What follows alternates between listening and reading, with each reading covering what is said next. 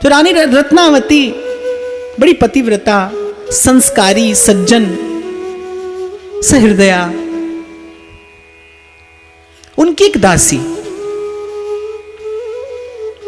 जो परम कृष्ण भक्त,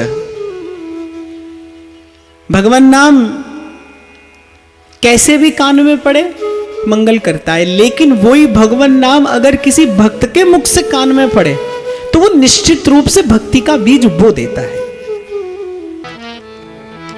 तो दासी परम कृष्ण भक्त थी, उसमें और कोई योग्यता नहीं।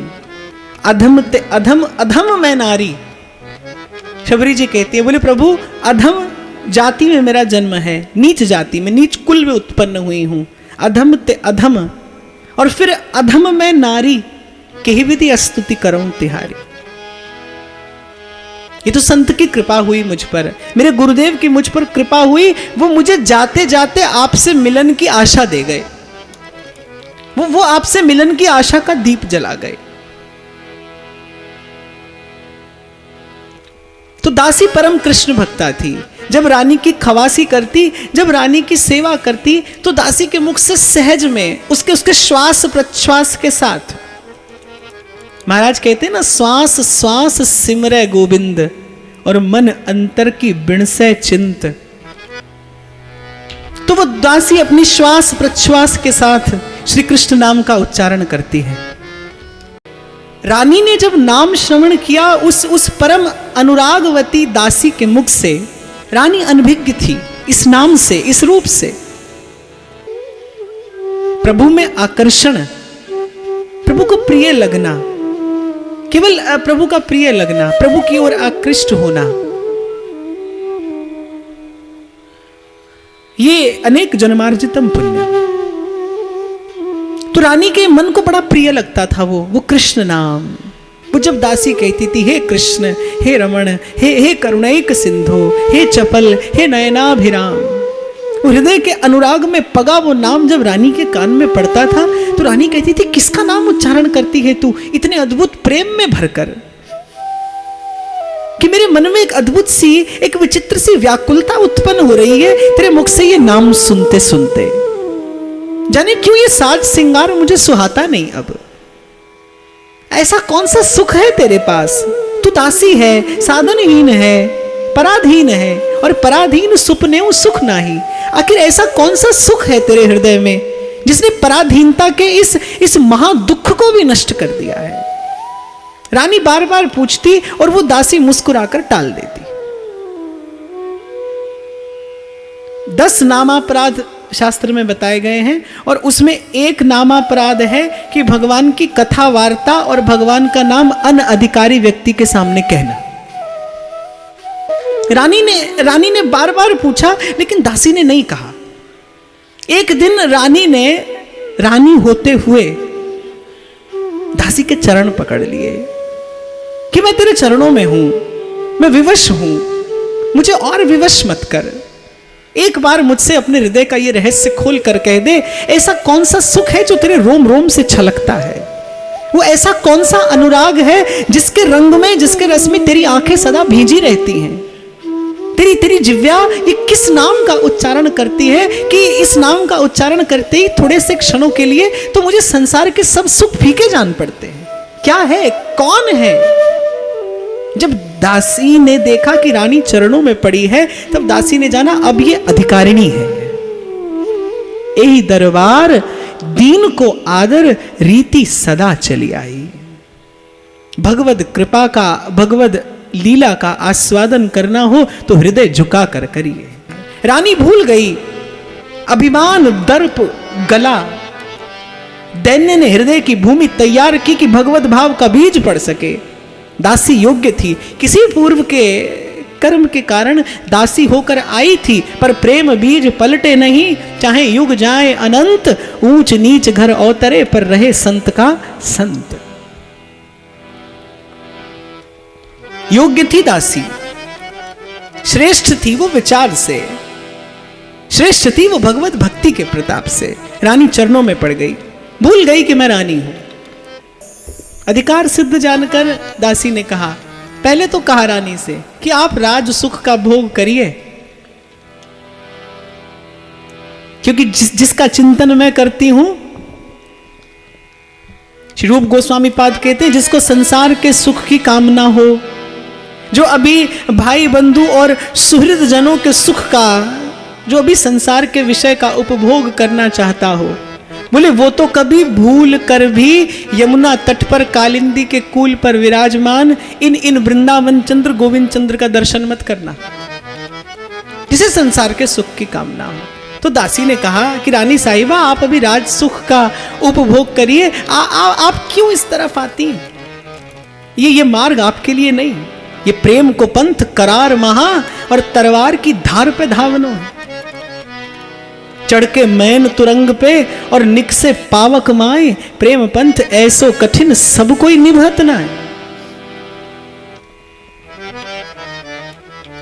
दासी का सत्संग, दासी का वो संग भाव निपजा दिया रानी के हृदय में। चरणों में पड़ी है रानी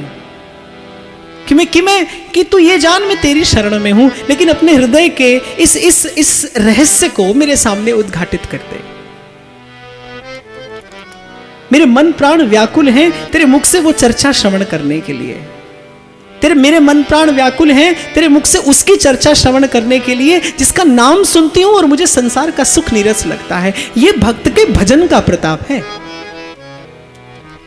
दासी ने चर्चा करनी आरंभ की, प्रभु के नाम की, प्रभु के रूप की, कुछ भगवत लीला गाकर सुनाई रानी को, कुछ भगवान के दिव्य धाम का परिचय दिया। प्रेम का आवेश, जैसे ज्वर से ग्रसित कोई व्यक्ति ताप से तपता है, न भोजन सुहाता है न शैया सुहाती है, ऐसे प्रेम में भी एक प्रकार का ताप है, ये उत्तप्त करता है। लेकिन जहां हम चर्चा में प्रविष्ट हुए, मैं कह रहा था सूखी घास हो तो चिंगारी जला देती है। ऐसे प्रेम जन्म जन्मांतरों की वो जो पाप राशि हम अर्जित करते हैं, प्रेम का ताप सुखा देता है उसे। प्रेम का ताप सर्वथा योग्य कर देता है जीव को प्रभु के लीला चिंतन के, जीव को प्रभु के सेवन के योग्य करता है प्रेम का ताप। तो प्रभु के नाम, प्रभु के रूप, प्रभु की लीला और धाम की चर्चा सुनते सुनते रानी का मन तद्वत होने लगा। एक दिन रानी ने यथा योग्य समय जान दासी के चरणों में पड़कर दंडवत प्रणाम किया, ऊंचे आसन पर दासी को बैठाया। दासी संकोच में है कि ये क्या करती हैं आप। रानी ने कहा कि जान गई हूं मैं तुम्हारे मुख से, तुम्हारी कृपा से, तुम्हारे संग के प्रभाव से कि वस्तुतः भगवत भक्ति की श्रेष्ठता क्या है। क्योंकि जब तुम्हारे मुख से कृष्ण नाम सुना था तब नहीं जानती थी कि इस नाम की महिमा क्या है, लेकिन तुम्हारे मुख से कृष्ण नाम जब निस्सृत होता था तो मुझे संसार के सुख से उपरत करता था, इस विषय सुख से घृणा होती थी। तो मैं परिपाटी नहीं जानती, मैं कोई विधि नहीं जानती, लेकिन तेरे चरणों में हूं, तेरी शरण में हूं, मुझ पर कृपा कर। और जिस प्रकार एक जलते हुए एक अप्रकट दीप से एक अप्रकट दीप जलकर एक सा हो जाता है, ठीक उसी प्रकार तेरे मन में जलते इस प्रेम दीप से मेरे हृदय में बुझा ये दीप भी तू जला दे। और दीपक सो लग दीपक हुई। जैसे एक प्रकट दीप से एक अप्रकट दीप, उसके संसर्ग से दोनों एक से हो जाते हैं, ठीक ऐसे ही पारस में और संत में बड़ो अंतरो जान, वो लोहा कंचन करे ये कर दे आप समान। भक्त तद्वत कर देता है।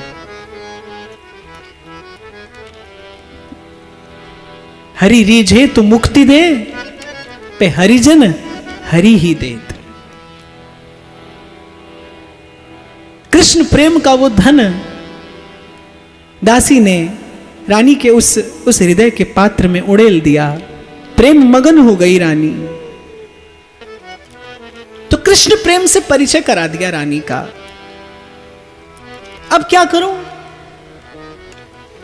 दिन रात रानी नाम जपती है, लेकिन क्या है, प्रेम को कैसे प्रस्तुत करोगे?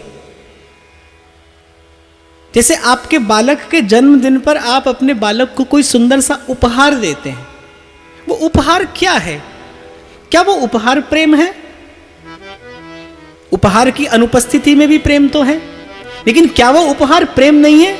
प्रेम है तो वो उपहार है। तो वो उपहार क्या है? वो उपहार प्रेम की प्रस्तुति है। It's token of love. लेकिन प्रेम की प्रस्तुति कही मैंने, प्रेम का प्रदर्शन नहीं, प्रेम की प्रस्तुति। मस्तक झुकाकर, हृदय झुकाकर, बड़े प्रेम से, बड़े बड़े भाव से, लज्जा और संकोच से प्रभु को कोई वस्तु निवेदन करिए। जब कोई वस्तु अपनी ओर से उत्तमोत्तम वस्तु प्रभु के लिए लेकर जाइए, लेकिन उत्तमोत्तम वस्तु के साथ आपके मन में यह संकोच हो कि हे प्रभु, ये वस्तु किसी भी दृष्टि से आपके योग्य नहीं है, फिर भी आपकी कृपा से सर्व साधनहीन होते हुए आपके श्री चरणों में निवेदन करने की दृष्टता करता हूं, आपको रुचे तो स्वीकार करिए। ये सेवा करने की योग्यता है। तो रानी ने पूछा कि अब क्या करूं? मन प्राण व्याकुल है, प्रेम हृदय में समाता नहीं, किस प्रकार प्रेम को नियोजित किया जाए, किस प्रकार इस ऊर्जा को नियंत्रित किया जाए? तो दासी ने कहा कि भगवत सेवा विराजमान करिए, भगवान की सेवा करिए। एक बड़ा सुंदर इंद्र नीलमणि का विग्रह श्याम सुंदर का बनवाया, श्रृंगार की सेवा आरंभ हो गई। भक्ति के विभिन्न रसों में सर्वश्रेष्ठ भाव है श्रृंगार, जिसकी प्रतिष्ठा है वृंदावन धाम में। संसार में यत्र तत्र यहां वहां अनेकानेक भावों से भगवान की सेवा, भगवान की पूजा अर्चना होती है। वृंदावन में सेवा है, वृंदावन में भगवान के रूप की उपासना है। दासी की आज्ञा में, दासी के अनुशासन में, दासी के भाव की छाया में रानी का भी प्रेम भाव पुष्पित पल्लवित होने लगा। अद्भुत श्रृंगार करती अपने श्याम सुंदर का और निहारती रह जाती। हमारे पुराणों में लिखा है कि जब आप भगवत विग्रह का श्रृंगार करते हैं ना, और आपकी आंख जब उस श्रृंगार का दर्शन करती है, तो प्रभु के श्रृंगार का दर्शन करने से अपने मन का विकार नष्ट होता है। सेवा दिव्य धर्म है, जीवन की दिव्यता निहित है सेवा में। और सेवा से अतिरिक्त और कोई मार्ग और कोई धर्म और कोई विधि मुझे मालूम नहीं पड़ती जो तत्काल जीव का जीवत्व भंग करके जीव को प्रभु के निकट प्रतिष्ठित कर दे, सेवा से इतर। हाँ, लेकिन सेवा करता वही है जिसको प्रभु चुनते हैं। रानी में भगवत सेवा में प्रवृत्त होते ही धीरे धीरे प्रेम का प्रकाश होने लगा। देखो, दासी के मुख से नाम सुना, लालसा जगी। लालसा के परिणाम स्वरूप लालसा व्यसन हुई, व्याकुलता बढ़ी। भूल गई रानी कि मैं श्रेष्ठ हूं, गुण में, धर्म में, जाति में, कुल में, पद में। भूली संसार का अस्तित्व। देहाध्यास क्षीण हुआ, देवाध्यास जगा। दासी के चरणों में शरणागत हुई। दासी की कृपा से कृष्ण नाम, कृष्ण प्रेम का प्रसाद मिला। कृष्ण प्रेम की कृपा से, कृष्ण नाम की कृपा से कृष्ण की सेवा मिली। अब कृष्ण की सेवा के फलस्वरूप क्या पाया रानी ने? दासी से पूछा कि एक बात तुमसे पूछना चाहती हूं। जब तुम्हारे मुख से ये नाम सुनती थी, मन व्याकुल होता था, लगता था कि मैं भी ऐसा नाम गान करूंगी तो मन की व्याकुलता समाप्त होगी। फिर तुमने भगवत सेवा दी तो लगा कि शायद भगवत सेवा करते करते मन विश्राम पा जाएगा। लेकिन क्षमा करना, मन को अभी भी पूर्ण विश्राम नहीं है, मन को अभी भी परमानंद नहीं है। अभी लगता है कि मन को कुछ और चाहिए। दासी हंसने लगी कि श्री कृष्ण की भक्ति का भी एक फल है। यद्यपि भक्ति परम फल है, बोले, लेकिन श्याम सुंदर जिस पर कृपा करते हैं, श्याम सुंदर जिस पर अपनी आत्यंत की कृपा करते हैं, उसे इस फल के स्वरूप एक और तत्व प्रदान करते हैं, एक और स्थिति प्रदान करते हैं। और वो स्थिति क्या है? भगवान की भक्ति करने वाला भक्त है और भक्त की भक्ति करने वाला परम भक्त है। भगवान उसे भक्त की सेवा देते हैं, संत की सेवा देते हैं। आपकी भी की हुई भजन सेवा ठीक मार्ग पर तभी है, उसकी दिशा ठीक तभी है जब आपके जीवन में साधु संग बढ़ रहा है, तो जब आपके उर अंतर में भगवत सेवा के साथ साथ संत सेवा की लालसा भी बढ़े। तो अब रानी का मन व्याकुल रहने लगा। अब दासी संकोच में पड़ी। रानी ने एक दिन दासी से कहा कि देखो, तुम कहती हो कि मैं संत सेवा केवल इसलिए नहीं कर सकती कि मैं रानी हूं। हाँ, यही कारण है कि आप रानी है, इसलिए संत सेवा नहीं कर सकती। तो तुम बताओ मेरे शरीर में कौन सा अंग है जो रानी है, मैं उसे काटकर एक और फेंक दूंगी, लेकिन संत सेवा करनी, लेकिन संत सेवा के बिना अब नहीं रहा जाता। मैं जान गई हूं, मैं समझ गई हूं श्याम सुंदर की कृपा से, मैं जान गई हूं प्रभु के कृपा प्रसाद से कि इस चित्त का परम विश्राम सदगुरु के श्री चरणों में ही है। यही चाहती हूं। अब दासी मन में विचार करने लगी कि भाई रानी का प्रेम, रानी का भाव भी अपने अपने स्थान पर उचित है, लेकिन यह भी बात सत्य है कि ये रानी है। भगवत सेवा अपने कक्ष में पधराकर पर्दे के पीछे रहकर करना यह संभव था, लेकिन यूं पर्दा उठाकर समाज के बीच में, साधु संतों के बीच एक रानी का जाना, और वो भी किस समय, जब उस समय राजपूतों की स्त्रियों को सूर्य चंद्रमा नहीं देख पाते थे, उस समय जब व्यवस्था समाज की ऐसी थी। दासी की बात रानी ने सुनी, थोड़ी निराशा हुई, और जब आज प्रभु के चरणों में बैठी, झरझर बहते अश्रु, नयनन गलद अश्रुधारया वचनम गदगद रुद्धया गिरा, ऐसी प्रेम मगन स्थिति, कांपते स्वरों में श्याम सुंदर से कहती है कि आपने अभी तक मुझे अपना सेवक स्वीकार नहीं किया। यदि आपने अपना सेवक स्वीकार कर लिया होता तो आपके प्रीति प्रसाद के फलस्वरूप मुझे जीवन में साधु सेवा अवश्य मिल जाती। मैं जानती हूं कि आपकी प्रसन्नता का लक्षण है जीवन में, कि जीवन में संत सेवा हो। प्रभु के श्री चरणों पर माथा रखा, रानी ने शीघ्र ही अपने महल के निकट एक संत निवास बनाया, चारों ओर सूचना करा दी कि संत आए, अपनी चरण रज से मुझे कृतार्थ करें। संतों का आवागमन आरंभ हुआ, और तात स्वर्ग अपवर्ग सुख धरिए तुला एक संग, तूल न ताहि सकल मिल जो सुख लव सतसंग। प्रेम अपने अपने सर्वोत्कृष्ट स्वरूप में प्रकट हो गया रानी के बपू में। संतों की चरण रज पाई, मस्तक पर धारण की, चरणामृत लिया, चरण पखाड़े, धन संपत्ति न्योछावर कर दी, और न्योछावर नहीं कृतार्थ कर दी। तो प्रेम का सर्वोपरि स्वरूप रानी के तन में प्रकट हुआ। संपत्ति, सुमति, जो प्रभु से प्राप्त हुआ, सब संतों के चरणों में पहुंचकर कृतार्थ हो गया, कृतकृत्य हो गई रानी। मंत्री ने देखा कि ये तो बड़ी अनीति हो रही है, महल के भीतर साधुओं का, संतों का आना, और रानी साहिबा का इस प्रकार उघाड़ा सिर उन संतों की भीड़ में जाना, अपने हाथ से संतों को परोसना, अपने हाथ से संतों की सेवा करना, ये मंत्री को नीतियुक्त नहीं लगा। मंत्री ने राजा के पास पत्र लिखकर भेज दिया कि यहां तो आपकी अनुपस्थिति में ऐसी अनीति हो रही है, ऐसे ही संसार करेगा आपके साथ। जिसे आपसे कोई लेना नहीं होगा, जिसे आपसे कुछ देना नहीं होगा, वो आपके भजन में आकर बाधा उपस्थित करेगा, वो आपके प्रतिकूल चलेगा, वो आपकी वर्जना करने का प्रयास करेगा। राजा तक बात पहुंची।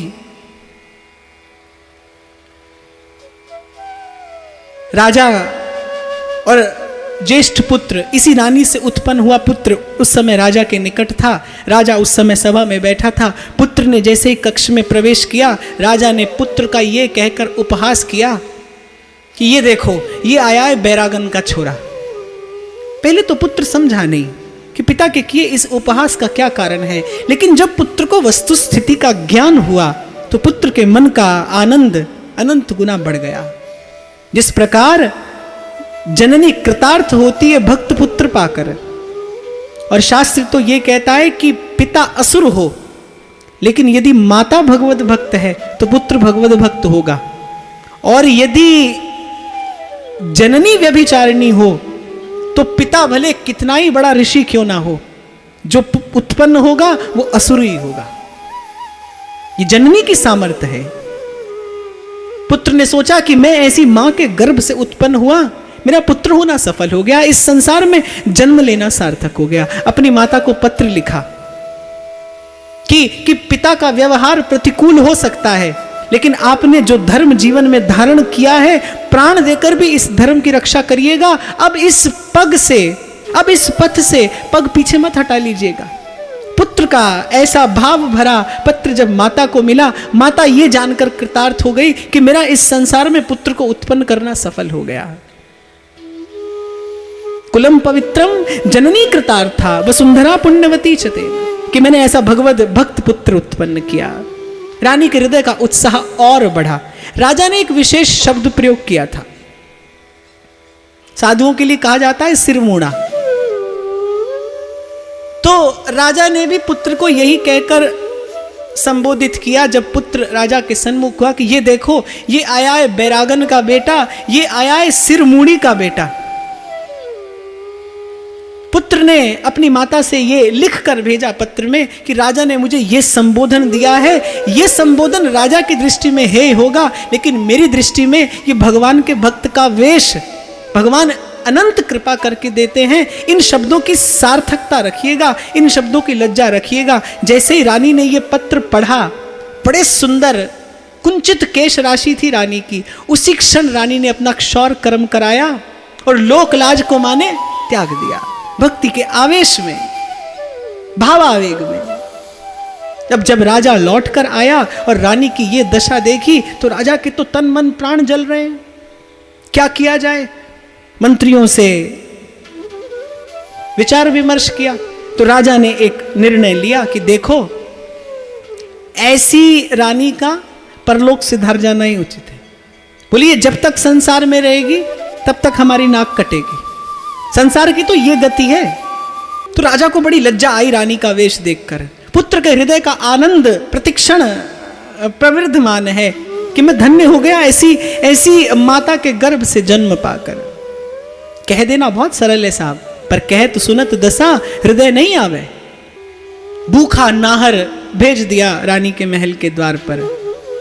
ड्योढ़ीदार भाग गए, बिल्कुल जैसे राणा विक्रमादित्य ने मीरा जी के प्राण लेने की कोशिश की। रानी भगवत भक्ति के प्रभाव से पूर्ण रूपेण निर्भय हो चुकी थी। रानी ने सेवकों से कहा कि अरे क्यों चिल्लाते हो? मेरी सेवा से, मेरे भाव से प्रसन्न होकर नृसिंह भगवान मेरे द्वार पर आए हैं। जो नैवेद्य प्रभु को निवेदन करना था, निर्भय लेकर चली रानी। भूखा नाहर द्वार पर बैठा गरज रहा है, पर भक्ति का बल, भक्ति की शक्ति, सत्य का बल अपने हाथ से खिलाती है रानी द्वार पर बैठकर उस भूखे नाहर को। और सोई अनन्य जाके असी मति न टरई हनुमंत, मैं सेवक सचराचर रूप राशि भगवंत। वासुदेव सर्वमिति समहातुर्लभा। अत्युच्च स्थिति भजन की, भक्ति की। रानी निर्भय निश्चिंत उस भूखे नाहर में दर्शन कर रही है कि प्रभु आज आप इस रूप में कृपा करने के लिए आए हैं। नामदेव जी रोटी सेके प्रभु को भोग लगाने लगे, इतने में कुत्ता आया, रोटी मुख में दबाकर दौड़ चला। नामदेव जी पीछे पीछे दौड़े, बोले प्रभु घी तो लगा लेने दीजिए, आप रूखी रोटी का भोग लगाएंगे? ये अद्भुत अवस्था है।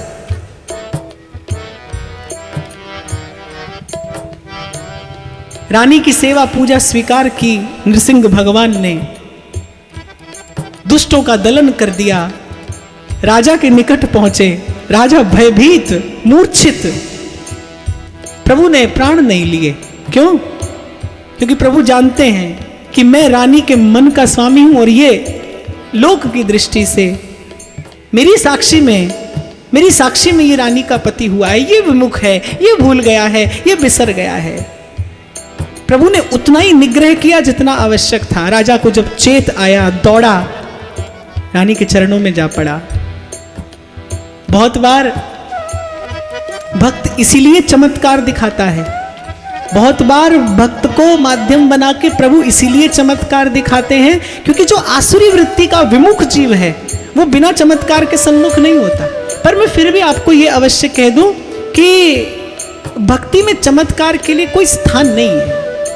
भक्त को तो केवल अपने प्रभु के सामर्थ्य का भरोसा है। राजा साष्टांग प्रणाम कर रहे हैं, रानी ने दृष्टिपात तक नहीं किया। दासियों ने कहा कि राजा साहब आपको प्रणाम कर रहे हैं। रानी ने कहा मुझे नहीं, मेरे लाल जी को प्रणाम करते होंगे। राजा ने कहा कि नहीं, आज मैं आपको ही प्रणाम करने के लिए आया हूं। आपकी कृपा से ही आज इनके अस्तित्व का बोध मुझे हुआ है।